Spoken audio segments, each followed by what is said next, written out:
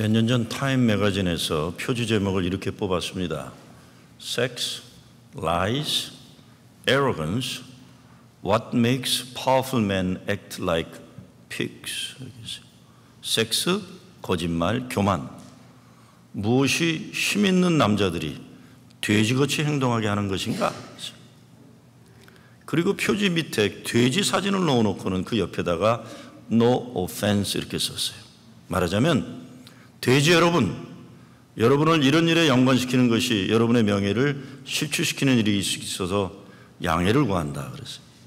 돼지만도 못한 권력 가진 남자들에 대한 문제를 제기하는 겁니다. 그 당시 그 문제의 중심에 떠오른 인물이 도미니크 스트라우스 칸 IMF 국제통화기금 총재였어요.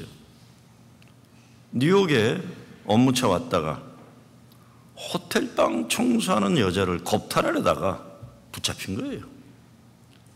IMF 총재는 세계에서 대표적인 영향력을 가진 인간입니다. 그리고 그 당시 그 사람은 프랑스 대통령 후보로 거론되던 사람이에요. 그런데 이런 부끄러운 일로 붙잡힌 겁니다. 오늘 페이스북에 올라온 내용 가운데 하나가 7조 원을 소유했던 중국의 한농그룹 회장 류한이 범죄 조직을 통해 살인을 포함한 불법 행위를 한 혐의로 49살에 사형 집행을 당한 내용이 나왔어요. 7조 원을 가지고 있는 인간. 그가 법정에서 남긴 마지막 말이 다시 태어난다면 작은 가게를 하면서 가족들이랑 살고 싶어요. 너무 욕심이 많았어요. 이것이 7조 원이에요.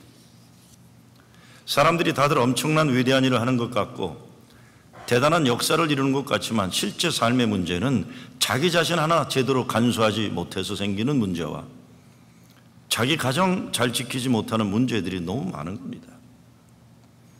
그래서 성경에서도 자기 관리를 잘하는 것이 한 도시를 지키는 것보다도 중요하다고 했어요.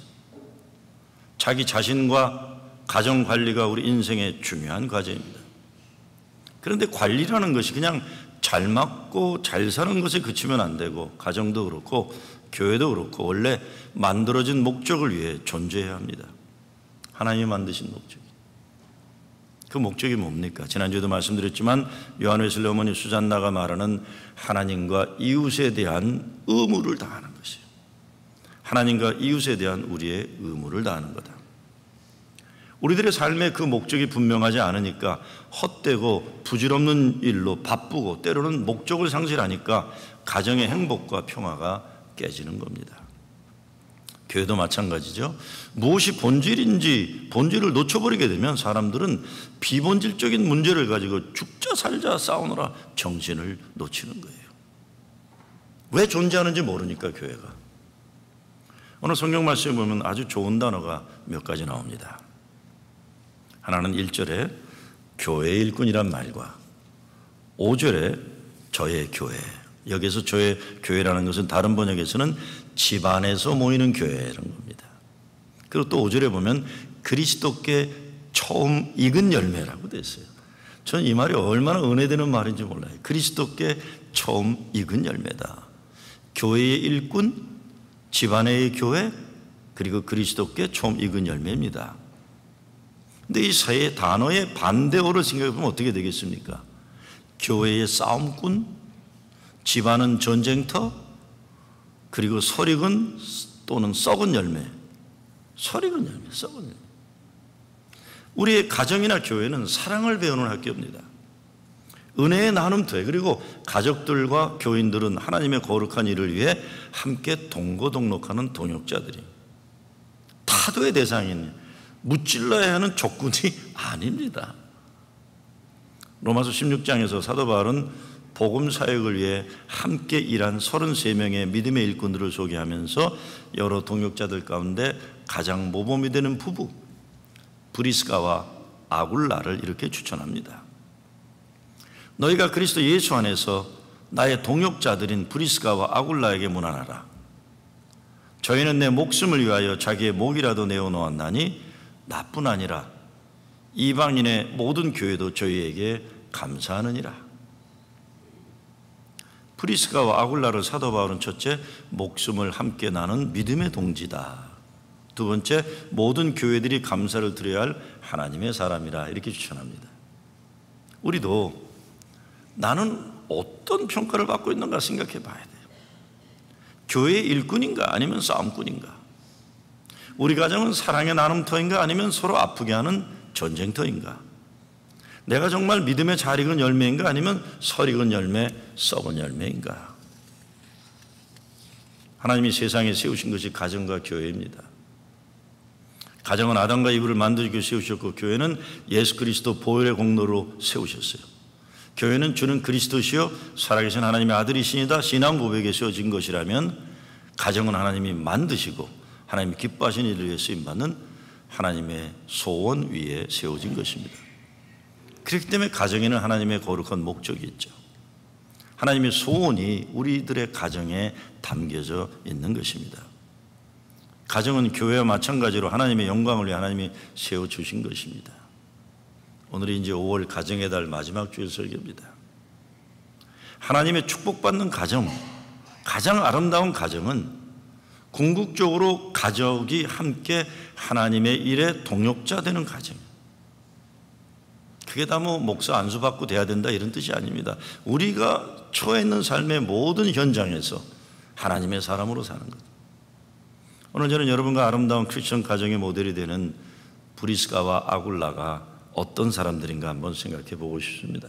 첫째, 이분들은 로마 황제 글라우디오의 유대인 탄압 정책 때문에 고향에서 강제로 추방당한 사람들이에요. 쫓겨난 사람들이에요. 근데 이들 부부는 인생의 이런 강제로 고향에서 쫓겨난 아픔에 집착하지 않고 좌절한 인생을 살기보다 오히려 믿음으로 인생을 살기로 결단한 사람들입니다. 여러분 한번 생각해 보세요. 인생의 현실이 아주 어려워졌을 때 이런 어려운 현실이 있어도 오히려 믿음으로 견디며 세상에 줄 수 없는 평화, 세상에 빼앗을 수 없는 기쁨을 붙잡을 건지 아니면 삶의 현실 조건 때문에 우리 가정의 오늘과 내일을 불행으로 끝내야 할 것인지 결단해야 됩니다. 삶의 현실이 어렵다면 오히려 믿음으로 승리하는 삶을 결단하고 살아야 되는 거죠. 박차가 올라가는 거죠. 어려움과 아픔 때문에 하나님 주신 능력으로 일어나고 하나님 뜻 안에서 가정이 믿음으로 하나 되고 아무리 어렵고 힘들어도 하나님의 거룩한 일을 위해서 쓰임받는 가정이 된다면 얼마나 큰 축복이며 행복입니까? 브리스가와 아굴라는 세상 권력자 황제가 내쫓아서 시작된 타향살이의 현실일지라도 하나님을 원망하기보다 선교를 위한 하나님 주신 기회로 삼은 사람들이에요. 믿음의 사람들에게는 이런 능력이 가능한 거예요. 예수 믿는 이 재미가 딴 게 아니에요. 믿음의 역전승이에요. 사람들이 볼 땐 저 인간 끝났다, 저 집안은 망했다, 돈 없고 힘든지 모르지만 믿음 때문에 박차고 일어나는 거예요. 각차고 일어나는 거예요.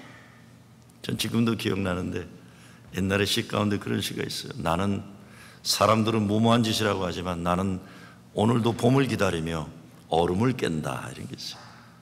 봄을 기다리며 얼음을 깬다. 박차고 일어나는 거예요. 하나님의 역사를 믿기 때문에 세상 현실에 굴복하지 않는 거예요. 어떤 형편과 처지가 있더라도 하나님의 사람에게 주어진 사명을 최선 다하는 것입니다. 행복한 결혼 생활에 3가지 조건, 요소가 있다고 합니다. 행복한 결혼 생활 뭘까요? 첫째는 돈입니다. 돈이 많을수록 행복한 거예요. 둘째는 좋은 집, 집이 클수록 행복한 거예요. 셋째는 빵빵한 처갓집과 돈 많은 시댁이 행복의 필수 조건이에요. 그래서 잘난 가문, 잘 나가는 성공한 집안과 결혼하는 것이 우리 자녀들의 꿈이 되어야 되고 부모들의 기도 제목이 되어야 되는 거예요. 그렇죠?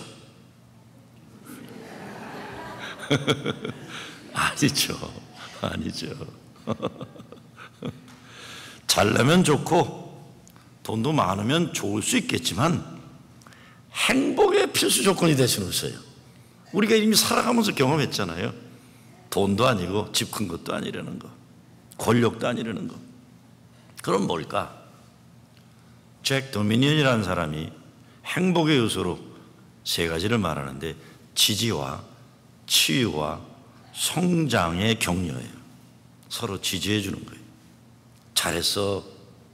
또 해봐. 그럴 수 있으니까 실망하지 말고 인생 3, 4번 7.8기 화이팅 그러는 거예요. 뭐 한 번 잘못했는데 네가 하면 그 꼴하고 뭐 이러는 게 아니에요. 한 번 더 해봐라. 2번 자빠지면 3, 4번이다. 6번 자빠지면 7.8기다. 오뚜기 인생이다. 끝까지 기다려주신 하나님이 계시는 거 똑같은 거예요. 아빠는 괜찮다. 네가 어때도 괜찮아. 그냥 꿋꿋이. 너 있는 것 자체만으로도 난 행복하다. 여보 괜찮아. 지지해 주는 거예요. 지지해 주는 거예요. 세상에 살다 입은 상처를 치유해 주고 꼬매 주고 어루만져 상처가 치유도록 이게 가정이죠. 세 번째는 성장이에요. 서로 발전하도록 도와주는 거예요. 근데 이 세 가지 가운데 요즘 가정들에게 가장 부족한 것이 함께 성장하는 것이다 그랬어요. 함께 성장하는. 브리스가와 아굴라는 함께 믿음 안에 성장하고 함께 동역한 가정입니다. 제가 우리 교회 젊은 부목사 사모들에게 꼭 하는 말이 있어요. 남편들 믿지 말아라 그래요.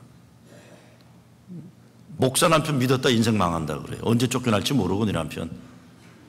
그리고 남자들은 대부분 50 가고 자기가 잘 나갈수록 부인 무시합니다. 지금부터 공부하고 남편 믿지 마라. 당당하게 수표도 네가 챙기고 재정권을 여자가 쥐어야만 되는 게 남자가 왜 쥐고들 그래요. 제가 쥐고 여자의 문제가 막선된 문제지만 절대 남자들 나이 먹어가면서 부인들 돈 갖고 자꾸 이렇게 억누르고 그러는 거 아니죠. 공부해라. 저희 집 사람이 일하는 여자이기 때문에 말씀드리는 게 아닙니다. 공부해. 왜? 목사 언제 쫓겨날지 몰라요. 목사 언제 쫓겨나. 그리고 목사 언제 죽을지 몰라요. 저희 아버지 47에 가셨어요. 목회하다가. 저희 장인 목회하다 47에 가셨어요. 아무도 믿지 마세요. 그래서 여러분 딸들, 특히 목사 사모들 꿋꿋하게 당당하게 목사가 쫓겨나도 괜찮다. 여보 괜찮아. 쫓겨나도 내가 있으니 걱정 마라. 그래서 제 부목들 사모들은 항상 그렇게 교회 일 열심히 하지 말아라. 애들 챙기고 미래를 위해서 준비하라.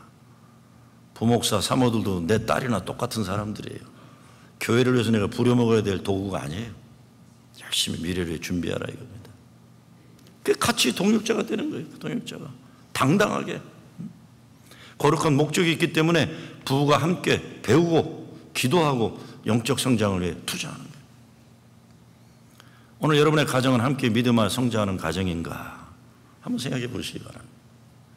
부부가 함께 거룩한 목적으로 해서 같이 공부하고 같이 사역하고 하나님의 일을 동역하는 가정이 되어 어떤 변화가 필요할까 생각해 봐야 되는 겁니다.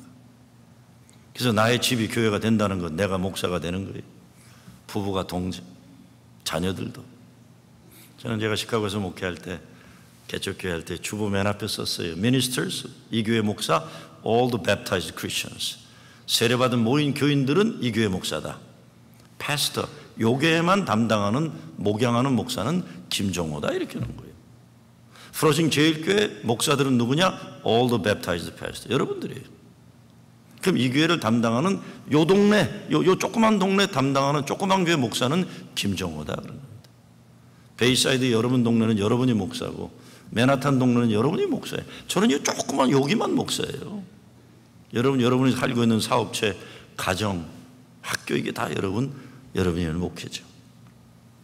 주어지는 목회 현장이 다른 것뿐이지 모든 세례받은 교인들은 예수님 목회의 동역자들로서 잃은 영혼 구원하고 상처받은 일을 치유하고 하나님 나라 구원의 역사를 증거하는 사역자들이에요. 이 거룩한 목적을 위해 서로 지지하고 치유하고 성장하는 겁니다. 두 번째, 그들은 그리스도 예수 안에서 나의 동역자라고 바울은 소개합니다. 사도행전 16장에 보면 모든 주의 일꾼들을 평가하면서 항상 먼저 그리스도 안에 있는 자, 주 안에서 내 사랑하는 그리스도 안에서 인정함을 받은 그리스도 안에서라는 말을 하는, 우리는 인정받는 사람들이 되어야 되는데 그 인정이 그리스도 안에서 인정받아야 하는 것입니다. 목회하면서 힘든 일 가운데 하나가 교인들끼리 서로 헐뜯고 싸우는 것도 힘들지만 바깥 사람들에게 욕먹는 것도 물론이고 교회 지도자들이 교인들에게 인정받지 못하고 비난받는 거예요. 교회는 조직 오르가니제이션 이전에 살아있는 생명체 오르가니즘이에요. 조직체는 위치와 직분이 권위를 가질 수 있지만 생명체는 서로 용납하고 사랑하고 인정할 때 생명력이 있는 것입니다. 근데 서로 인정해 주지 않고 인정받지 못할 때 가정은 물론 교회라는 공동체가 건강하게 세워지기가 어려운 것입니다. 교인들에게 존경받는 장로님들, 권사님들이 계시면 그 교회는 행복한 교회예요. 어제도 한국에서 온 신학교 교수와 대화를 나누는데 한국교회 오늘날 문제가 어른이 안 계시다는 이야기를 하더라고요. 벌써 20년 전부터 하던 얘기예요. 교계에 어른이 없다 얘기예요. 왜 어른이 안 계실까요? 거꾸로 이야기하면 이 시대 사람들은 아무도 누구를 어른으로 여기지 않으려고 하는 문화 속에 살고 있다는 거예요. 이게 역사의 조류예요. 포스트 모더니즘, 디컨스트럭셔니즘, 이게 다 겉으로 보면 좋은 면도 많아요. 개인의 창의력과 어떤 아주 그냥 고질화된 그 제도를 깨는 좀 창조적인 것도 되지만 거꾸로 내 스스로가 다 전문가고 스스로가 다 진리가 되니까 절대 진리와 어른을 용납하지 않는 거예요. 너나 나나 다 똑같다 이겁니다. 우리 교단도 똑같아요. 교단의 지도자라 그러면 행정적인 감독 감리자인데 그 행정적인 지도자들인데도 일단은 정의연도면 다 똑같다 그래요. 제가 작년에도 뉴욕연에 갔다가 오랜만에 보니까 옛날 저 인턴한 학생들도 여기 정의연하고 다 했어요. 내가 뭐라 그랬더니 누가 목사님 다 똑같은 정의원인데요. 그래서 내가 다 정의원 똑같아도 새끼 정의원들이 있고 어른 정의원들이 있다. 조심들 해라 그랬어요. 아니 정의원이라도 1년차 정의원이 있고 40년차가 있는 거지 이게 무슨 계급사입니까? 어른이 당연히 존재하는 거죠. 물론 어른은 어른 다 와야죠. 그렇지만 어른을 존중할 수 있는 젊은이들도 행복한 거예요. 행복한 거예요. 세움받은 어른들을 어른으로 존경하는 문화를 우리가 억지로라도 만들어야 돼요. 그렇잖아요. 우리가 우리 부모님한테 하는 걸 우리 자녀들이 보잖아요. 자녀들이 보는 거예요. 내가 우리 아내한테 하는 걸 우리 애들이 보는 거예요. 내가 만약에 내 아내한테 함부로 하면 우리 딸들은 여자들은 함부로 다 해도 되는 존재인가 보다 이렇게 되는 거예요. 난 내 딸들이 있기 때문에 그렇게 할 수가 없어요. 저희는 그래서 집안에서 무슨 큰 일이 있으면 꼭 음식은 남자들이 합니다. 남자들이. 저희 어머님이 배운 게 없는 분이라도 명절 때 식구들 다 모여있으면 우리 형제들 텔레비 보고 있으면 난리가 나요. 너희들은 손이 없냐 발이 없냐 왜 부엌에 앉으라고 지금 며느리들이 들어와 있냐. 며느리들이 다 텔레비 보고 우린 가서 다 설교하게 돼 있어요. 아무리 못 배우셨어도 우리 어머님 뭐가 정당한 건지 정의로운 건지 아시는 분이세요. 우리 장모님이 불편해하세요. 목사가 부엌에 들어오는 거 불편하는데 저희 어머님은 목사는 교회에서나 목사지 집에서도 목사예요. 당연한 거죠. 집에까지 가서 목사 노릇하겠어요. 집에서는 그냥 애비고 남편이고 아들이죠. 무슨 얘기하다 지금 이 얘기하고 있는 거죠? 어른을 어른으로 제가 아무리 목사라도 집안의 대사에 기도는 우리 어머님이나 장모님이 하셨어요. 내가 안 해요. 왜 집안의 영적인 어른은 내가 안 해요. 우리 어머님이시지. 우리 장모님이시지. 부모가 자녀에게 인정받지 못하고 부부가 서로 인정해주지 않으면 막 가는 집안이에요. 브리스길라와 아굴라도 사는 것이 힘들 때 복음 사역한다고 남편이나 아내가 열심히 하려고 하면 시비 걸고 방해할 수 있었을 거예요. 그런데 그러지 않았어요. 집안에 서로 하나님의 일꾼으로서 인정해 주었기 때문에 교회에서 인정받을 수 있었던 겁니다. 그러니까 사람이 먹고 자는 집이 5절 말씀처럼 집에서 모이는 교회가 되는 것입니다.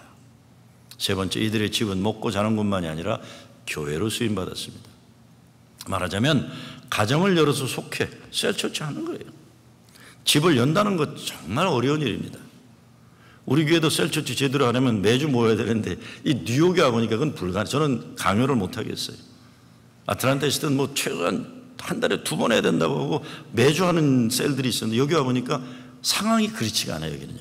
한 달에 한 번만 해도 어려운 거예요. 한 달에 한 번이라도 잘 모이려면 셀 리더나 셀원들이 얼마나 서로 도우면서 헌신하지 않으면 불가능한 거예요. 웬만큼 큰 헌신의 마음이 아니면 어려운 노릇입니다. 고린도전서 16장 19절에 보면 이런 말씀이 있습니다. 아시아의 교회들이 너희에게 문안하고 아굴라와 브리스가와 및 그 지역에 있는 교회가 주 안에서 너희에게 간절히 문안하고 그들의 집에서 교회가 이루어지고 있는 것, 이를 위해 가장 중요한 일 중 하나가 자기 가정을 공개하는 나눔이 있는 헌신 있는 지도자가 있었다 이겁니다. 이런 분들이 있어서 교회가 건강하게 성장하는 겁니다. 집을 개방해서 예배도 드리고 성도의 교제도 나눌 수 있는 것 축복이에요. 그 집주인의 마음에 하나님의 기쁨이 있고 하나님 마음에 합한 헌신이 마음이 있으면 하나님은 그 집안을 크게 들어서 주시는 겁니다. 로마서에서는 집에서 모이는 교회라고 했지만 고린도 전서에서는 집에 있는 교회라고 표현했어요. 브리스가와 아굴라 집을. 저는 집에 있는 교회라는 표현이 참 좋아요. 집에 있는 교회. 집에서 모이는 교회라는 사용 용도만이 아니라 집에 있는 교회라는 것은 우리 집, 우리 가정 깊은 중심에 지성소와 같은 거룩한 교회가 자리 잡고 있다는 의미가 있는 거예요. 우리 집을 가면 거룩한 곳으로 가는 길이 있다는 거예요. 거룩한 지성소가. 그 교회가 얼마나 건강한 교회인가를 가늠하는 잣대는 이와 같이 헌신하는 가정이 얼마나 되는가에 달려 있습니다. 여러분 그렇잖아요. 주일날은 좋은 예수쟁이 같은데 월요일부터 토요일까지는 전혀 아니오시다 하는 교인들 많으면 세상에 빛과 소금이 될 수가 없는 거예요. 예배를 드릴 때만 해도 교인들 멀쩡합니다. 예배를 드릴 때 저 목사 저도 멀쩡해요. 저는 자동차에다가 내가 목사라는 사인 붙이는 거 되게 싫어요. 왜냐하면 내 운전할 때 보면 내가 목사가 아니에요. 짐승이지 어떤 때 보면. 막 화내고 나도 뭐 그래요. 나도 뭐 어떤 때 눈치 보고 빨간불도 확 지나가고 그래 나도. 그러니까 나는 프로싱 지을 때 사인을 절대 안 붙입니다. 왜냐하면 나만 욕먹어야지 교회까지 욕먹일 수가 없기 때문에. 예배 드릴 때만 해도 저나 여러분 멀쩡해요. 근데 예배 마치고 친교 시간만 돼도 자기 것 먼저 챙기려는 동물적 본능이 드러나는 분들이 나오는 거예요. 내가 먼저 먹어야 된다. 우리 식구 먼저. 동물이나 뭐가 달라요. 근데 교회 건물을 나서고 파킹장만 들어서면 정말 본색이 드러나요. 같이 예배드리고도 서로 먼저 나가려고. 우리 교회는 아니에요. 딴 교회 얘기하는 게. 서로 먼저 나가려고 인상 쓰고 빵빵거리고 짜증내고 족골 베기 싫어서 딴 교회 간다 그러고 뭐 그러는 거예요. 아이고, 서로 조금 부딪히고 문에 상처 나면 소리 지르고 그러는 거예요. 서로들. 제가 섬기던 옛날 교회는 참 기막힌 일이 있었는데 어느 젊은 교인 자동차 타이어가 교회에서 빵꾸가 났어요. 못이 박힌 거예요. 근데 그 타이어가 비싼 타이어래. 스포츠 타이어라고 500불을 교회에다 신청한 거예요. 제가 웬만하면 정말 화딱지 나니까 주라 그러려다가 오라 그래서 대판 야단을 쳤어요. 어디서 배운 버르장머리냐고. 그냥 그 장모님이 아주 훌륭한 권사님인데 사위가 어떻게 그냥 완전히 잘못 배워가지고 너 어디다 이딴 짓 하느냐 그랬어요. 돈이 아까워서가 아니라 너 이거 주면 니네 집안 망신이다. 네 장모님이 알면 뒤집어질 일이다 그랬어요. 참 세상에 이래요. 교회 주차장에 못 박혔다고. 우리 교회는 없으니까 말씀드리는 거예요. 없죠? 없어야 될 거예요. 그러지 마세요. 친교실 지나 주차장에만 이뤄도 이 정도인데 주차장 바깥 세상에 나가면 오죽하겠습니까? 설익은 열매나 썩은 열매가 되면 안 됩니다. 익은 열매가 되어야 하는 거예요. 참 예수가 내 안에 거하시면 열매 맺죠. 기쁨이 충만하고 헌신이 있고 성경 공부 같이 하고 같이 교회에서 봉사하고 섬기는 일을 영광으로 알고 교회 부흥을 헌신하는 겁니다. 기독교 역사 초기 초대교회 300년 역사 동안 교회 건물이 없었어요. 모두 가정에서 만났습니다. 가정교회. 그런데 그 당시가 초대교회의 가장 빠른 부흥의 역사였습니다. 가정에서 만나는 셀처치 중에 여기 있죠. 성도의 교제. 속해 셀 모임에서 이루어져야 하는 것이 성도의 교제인데 사람 사는 곳에는 어디나 마찬가지겠지만 특별히 이민 생활에서는 어떤 사람들과 만나는 것에 따라 인생의 차이가 납니다. 만남의 축복이 가장 중요합니다. 좋은 믿음의 사람들과 만나야 돼요. 깨끗한 물이 흐르는 냇가와 같은 교회에다 뿌리를 내려야죠. 바라기는 우리 교회에서 신앙생활하는 만남들이 여러분의 축복이요, 우리 교회에서 신앙생활을 결단하는 것이 여러분의 인생에서 가장 잘 결단한 결단이 되기를 빕니다. 내가 참 프로징 제일교회 교인 되기를 천하제일이었다. 우리 예수 믿는 사람의 삶은 단지 믿기만 하면 되는 게 아닙니다. 믿음의 공동체에 속해야 돼요. 선택하고 교회 식구가 되는 거예요. 어떤 분이 심각하게 이런 말씀을 하더라고요. 목사님, 이민 와서 정말 내가 속할 교회를 찾는다는 것이 결혼하는 배우자를 찾는 것보다 더 어려웠습니다. 이분이 까다로워서 그럴 거야? 아닙니다. 저는 그것보다 그분이 교회 중요성을 인식하는 분이기 때문에 생각해요. 저는 부목사들에게 얘기합니다. 강요해서 우리 교회에 머무르게 하지 말라고 그래요. 억지로 싫은데 우리 교회 다니게 하지 말라고 그래요. 우리 교회 아니라 딴 데 은혜 받으면 은혜 받는 교회 가도록 도와줘야 돼요. 이런 얘기하면 시험 드는 분들이 있는데 정말 그래요. 왜 서로 맞지 않는 거를 갖다가 교회, 이게 부부생활도 아니고, 그래서 잘 도와줘야 돼요. 은혜 받는 곳으로 가고. 그렇죠? 여기는 여기 좋은 사람들이 와야 됩니다. 별로 감동도 안 받으시는 건데 난 그렇게 생각해요. 이 교회가 좋아야만 다녀야 돼요. 이 교회 좋아서. 가끔 기성교회 불만 있는 분들 가운데 우찌무라 간조나 함석헌 선생님 무교회주의를 얘기하는데, 이거는 나 혼자 홀로 예수 믿겠다는 게 아닙니다. 무교회주의라는 거는 이 교황이나 감독이나 이 제도화된 교회가 아니라 교인들 스스로가 판단하고 성숙하게 살기 위해서 참다운 교회가 되려고자 하는 그 노력이에요. 더 성숙한 수준을 요구하니까 무교회들이 잘 안 되는 것뿐이지 원칙이 잘못된 건 아닙니다. 오늘날 셀교회 잘하고자 하는 거랑 마찬가지예요. 문제는 이상은 좋지만 현실의 교회들이란 문제가 많다는 겁니다. 내 마음에 꼭 드는 교회라는 거 불가능하죠. 그래서 내가 좋은 교인이 되도록 노력해야 되는 겁니다. 무엇보다 교회는 주님의 몸된 교회예요. 프로징 제일교회만 주님의 몸된 교회가 아닙니다. 다른 교회들도 다 주님의 몸된 교회예요. 그러니까 다른 교회 잘 나가는 분들 뺏어오려고 그러지 마세요, 제발. 그 주님 기뻐하신 일 아니에요. 멀쩡히 잘 다니는데 왜 뺏어오려고 그러세요? 안 믿는 사람이나 좀 전도하세요. 안 믿는 사람도 전도하세요. 여러분이 여기 행복하면 여기서 신앙생활하는 거고, 다른 교회도 우리 교회 못지않게 좋은 교회라는 걸 인정해 주셔야 돼요. 인정해 주셔야 되는 겁니다. 다 주님의 몸된 교회죠. 만약에 우리가 예수 사랑한다고 하면서 교회 교인이 되고 그렇게 안 되겠다는 건, 이거는 예수님, 내가 예수님 사랑하지만 예수님의 신부되는 교회는 싫습니다, 이런 거 똑같아요. 예수님 얼마나 가슴 아프겠어요. 교회가 나의 신부인데 저 사람이 나는 좋다 그러면서 내 신부는 싫어하는구나. 선택입니다. 야, 이 교회 교인이 되겠다고 선택하고, 선택한 다음에는 사랑하고 자랑스럽게 여겨야 돼요. 사도 바울이 나는 예수 그리스도의 복음이 부끄럽지 않다고 선언합니다. 우리도 나는 예수 그리스도의 몸된 교회가 부끄럽지 않다, 나는 프랑스 제일교회가 자랑스럽다, 이거 당당하게 얘기할 줄 알아야 돼요. 당신 어느 교회 나가, 아, 교회가 다 똑같이 뭐 이렇게 얘기하지 마세요. 난 프로징 제일교회 나갑니다. 그 교회 목사가 누구야? 아이, 목사 다 똑같아, 이렇게 얘기하지 마세요. 그게 뭐예요? 그게 뭐예요? 우리 교회 목사는 김종호 목사입니다. 담임 목사는. 어떤 목사인데, 아이, 목사 다 그래, 이렇게 얘기하지 마세요. 제가 지난번 속장 운전하면서 그랬죠. 집사는 목사 자랑 3개, 권사는 5개, 장로는 10개, 자다 깨도 복창할 수 있어야 된다. 기특 오늘 권사님이, 그러면 목사님 교만해집니다. 걱정하지 마세요. 내가 알아서 할 일이에요. 여러분은 목사 칭찬하고 교회 칭찬만 하시면 돼요. 저까지 걱정하지 마세요. 그건 지가 알아서 할 일입니다. 교회 잘 되라고 그러지 뭐 제가 교만하려고 그러겠습니까? 자랑스러워야 돼요. 교회를 자랑스럽게 여기가 예수 잘 믿는 겁니다. 축복받은 인생 되는 거죠. 이사 갈 때도 여러분 한번 생각해 보세요. 이사 간 다음에 어디 교회 다닐다 이러는 거 아니에요. 물론 아주 멀리 가면 할 수 없지만 그리고 이사 갈 때 학군이 좋은가, YMCA 수영장이 있는가, 파크가 어떤가 이런 거 보잖아요. 아니에요. 이사 갈 때도 내가 평생 내가에 뿌리 내릴 만한 그 교회 옆에 있겠다는 거예요.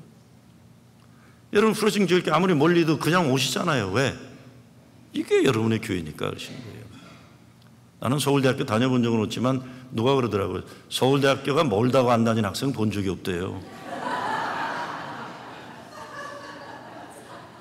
연세 많은 분들은 기동석이 없으니까 가까운 교회 가지만 저희 집사람 미장원도 가까운 미장원 그냥 가지 않더라고요. 여러분들 미장원 가깝다고 합니까? 자기 맞는 미장원 가는 거예요. 멀어도 프로징 즐겨 오시는 거고, 그래도 톨비 내고 뉴저지에서 오는 거예요. 그동안 뉴저지 다녀도 다 뺏겼는데 다시 찾아와야 돼요. 어느 교회 목사가 사람들 만나는데 그랬다 그러더라고요. 프로징 제일교회 어려운 가운데 우리 교회 부흥했습니다 그러더라고요. 참나원 속상해서 가서 다 내놔 그래야지. 롱아일랜드 가서 다 내놔 그러고 여기 다 내놔야지.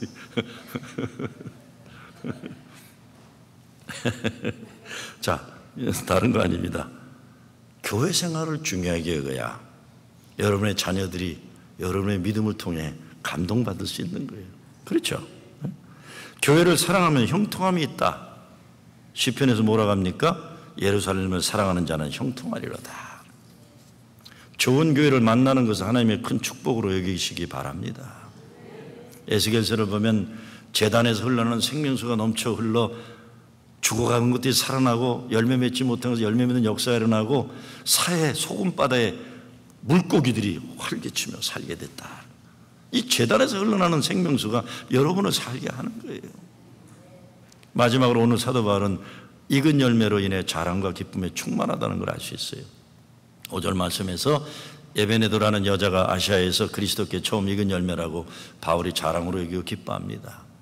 영어로는 The first convert to Christ. 전도의 첫 열매다. 초대교회 전도의 역사에서 아시아 최초의 익은 열매, 얼마나 감사한 일이에요. 저는 오늘 이 말씀을 전도의 익은 열매만이 아니라 신앙 성숙의 익은 열매로 생각해 보고 싶어요. 하나님이 기뻐하실 만한 익은 열매로서의 신앙이 되는 겁니다. 이것이 내 신앙이 예수님 만남으로 변화되는 거룩한 삶이면서 동시에 전도와 선교의 열매를 맺는 사명으로 생각하고 싶은 겁니다. 정말 우리가 그리스도께 익은 열매가 될 수 있으려면 그분이 기뻐하시는 일, 그분의 영광을 위해 살아야 합니다. 가정도 그렇고 교회에 가면 시끄러운 일들이 생겨요. 사람 사는데 어떻게 안 그러세요? 문제 없는 데가 어디 있습니까? 그런데 문제가 일어날 때 믿음의 진가가 판가름 나는 거예요. 문제가 있을 때. 문제가 있을 때요. 어려운 일이 있을 때 교인들도 익은 열매인지 설익은 열매인지 썩은 열매인지 구별되는 거예요. 우리 신앙도 그렇습니다. 우리 신앙의 진수가 고난의 때 나타납니다. 정말 예수님 말씀 꼭 붙잡고 신앙을 꼭 붙잡고 사는 사람인지, 그렇지 않으면 작은 비바람에도 쉽게 넘어지는 열매가 말해지는 거예요. 열매가 말해지는 겁니다. 저는 그 미국 교인들을 보면은 거창한 말은 잘 안 하는데 믿음 없는 것 같이 보이긴 하지만 신앙의 실천에 있어서는 참 기독교인으로서 실천을 잘할 때가 있어요.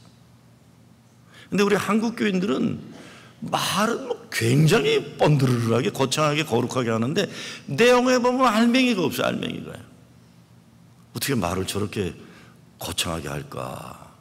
너무 큰 얘기들을 많이 해요. 세계 선교를 위해서 생명을 바치고, 아이고 뭘 그래요. 그냥 말을 좀 적게 하면 좋겠더라고요. 그냥 너무 말이 뻥튀기가 심해요. 교인 숫자도 뭐 보면 한국 나가면 3,000명이다. 그럼 가면 300명 앉아 있어요. 이제. 그냥 수십 년간 지나간 사람 다 계산한 것 같아요. 그러니 거기에 뭐가 진실이 남을 수 있겠습니까? 진실해야 돼, 진실. 전 요즘 목회하면서 계속 고민하는 과제가, 이런 예배당 들어오기 전에 벽에 있는 거 보셨죠? 세상을 변화시키는 예수 제자 만드는 교회. 이게 우리 교단의 선교적 과제예요. 우리 교단 전체예요. 정말 이런 교회 어떻게 만들어야 되는가? 제가 36년 목회 오래 했어요. 이런 것 쉽게 다 알아서 그런 목회 했어야 되는데 그렇게 했다는 자신감이 없어요. 뭐가 뭔지 모르면서 목회해온 날이 너무 많았어요. 앞으로 남은 목회, 정말 그런 목회 하고 싶은데 그럼 어떻게 해야 되느냐, 이게 고민이에요. 그래서 우리 부목사님들하고 회의할 때마다 그 얘기를 해요. 우리 교회가 어떻게 해야 세상을 변화시키는 제자 만드는 교회 될 건가. 좀 노력하는 중이에요. 우리 청년 공동체 어제 보고하는 데 보니까 7월 8월에 필라델피아 흑인 빈민촌에 사역하는 이태우 목사 방문해서 청년들이 그걸 보고, 또 브로더호프 공동체 가가지고 신앙 공동체는 어떤가 보고, 또 워싱턴에 있는 처치 오브 더 세비어 가서 교회를 방문해서 어떻게 이 시대의 빛과 소금이 되는 교회 될 건가 공부하는 비전 출입을 하겠다 그래서 참 잘했다 그랬어요. 단기 선교도 그냥 바삐 그 비행기 타고 선교 다니는 거 좀 그만 좀 줄이고 뉴욕 중심으로 한번 가까운 데부터 한번 찾아봐라 그랬어요. 제가 선교지 많이 다녀봐도 정말 예수님의 사랑과 치유가 필요한 건 뉴욕이에요. 뉴욕 보니까요. 여기 젊은이들, 어린이들, 노인들 다 마찬가지예요. 자꾸 비행기 타야만 선교하는 거 아니에요. 뉴욕 중심으로 해봐라. 9월이나 10월에 미국에서 목회하는 한 20-30명 목사들 좀 초청해서 정말 세상을 변화시키는 예수 제자 만드는 목회 어떻게 하고 있는지 좀 이야기 들어보라고 그래요. 저도 맨날 강사로 가고 맨날 뭐 집회인도 했는데 이제쯤이면 젊은 목사들은 무슨 얘기하나 좀 들어보고 싶어요. 지금 이 시대 자기 교회 혼자 부흥시켰다는 이기적인 목적 가지고 있을 때가 아니에요. 지금 그렇게 아니할 때가 아닙니다. 교회들이 일치단결해서 같은 뜻을 갖춘 교회들이 뉴욕을 복음화하고 미국을 복음화하고 이렇게 나가야 돼요. 혼자 못합니다. 며칠 전 한국신문에 요거 아까 말씀드린 필라델피아 흑인 빈민촌에서 사역하는 이태우 목사 인터뷰가 나왔는데 어떻게 그 어려운 흑인 빈민촌에서 목회하느냐 질문했더니 이렇게 얘기해요. 그냥 그 동네에 사는 거죠. 뭐 그러더라고요. 감동받았어요. 뭐 굉장히 뭐 할래는 게 아니라 그 동네에 사는 거라는 게. 깽단에 총에 맞아 죽은 사람 있으면 장례 같이 도와주고, 그 동네 애들 여름에 할 게 없으면 여름 성경학교에서 우리 교회도 잠깐 간다 그러더라고요. 고등부나 청년들이. 아이들에게 기쁨을 주고. 그리고 꿈이 뭐냐 그랬더니 이 무너진 건물을 싸게 사가지고 개조하고 있대요. 그러면서 아이들이 아침에 학교 갈 때 아침밥 먹고 가는 애들이 너무 많아서 토스트하고 계란하고 우유 주는 게 꿈이라고 그래요. 여러분 기억나시죠? 몇 달 전에 제가 설교하면서 우리 교회도 그 사역에 한번 동참했으면 좋겠다. 저도 지금 간다고 얘기를 해놨어요. 아이들 뭐 대단한 세계적 선교 뭐 이런 게 아니에요. 밥을 못 먹고 가난한 흑인 아이들이 학교를 가니까 문제가 자꾸 생기니까 계란, 토스트, 우유 그거 주는 게 지금 꿈이래요. 그 동네 아이들에게. 우리 교회는 앞으로 계속 믿음의 친구들을 중요한 교회 핵심 사역으로 추진할 겁니다. 성경 공부도 필요 이상 많이 하지 않으려고 그래요. 저 성경 공부 무척 많이 가르치는 교회 목회를 했어요. 그냥 성경 공부만 하더라고. 여러분 저 체육관 가서 맨날 바디빌딩 하는 사람들이 쭉 보고요. 벌거벗고 그렇게 보잖아요. 예수 믿는 사람들이 성경 공부하고 맨날 이러고만 있으면 어떻게 해요? 그 힘을 써먹어야죠. 나가서. 힘은 안 써먹고 그냥 이러고들 있어요. 다들이요. 이게 한국교회 현실이에요. 제가 보니까 성경 공부 무척 많이 하는데 이거 했어 당신? 난 이거 했어. 하여간 그러고도 살아요. 생각해 보자고요. 우리 정말 성경 공부가 부족해서 이 교회들이 이 모양 이 꼴이 아니에요. 예수님 말씀 하나만 붙잡고 살기도 평생 살기도 힘들어요. 자꾸 실천은 안 하고 뭐 배워야 된다 생각하고. 성령 운동은 또 얼마나 했어요. 성령 운동해갖고 뭐 했다는 거예요. 실천 하나도 없으니까. 그 모양이죠. 지금 빛과 소금이 안 되니까 전도가 안 돼요. 전 그렇게 생각합니다. 뭐 저와 의견 달라도 할 수 없어요. 전 그렇게 생각해요. 배울 만큼만 배우고 예수 잘 믿고 예배 잘 드리. 그래서 믿음의 친구들로 들어가서 어른이고 애들이고 어떻게라도 중풍 걸린 우리 친구들을 예수님께로 인도해 올 수 있는, 그래서 사람이 고침받을 있고 세상이 바뀌는 교회. 5월 가정의 달 설교 마무리합니다. 여러분의 가정이 교회가 되는 가정, 여러분 가정의 부부와 자녀들이 함께 거룩한 일을 위해 동역자가 되는 그런 가정 되시길 주의 이름으로 축원합니다.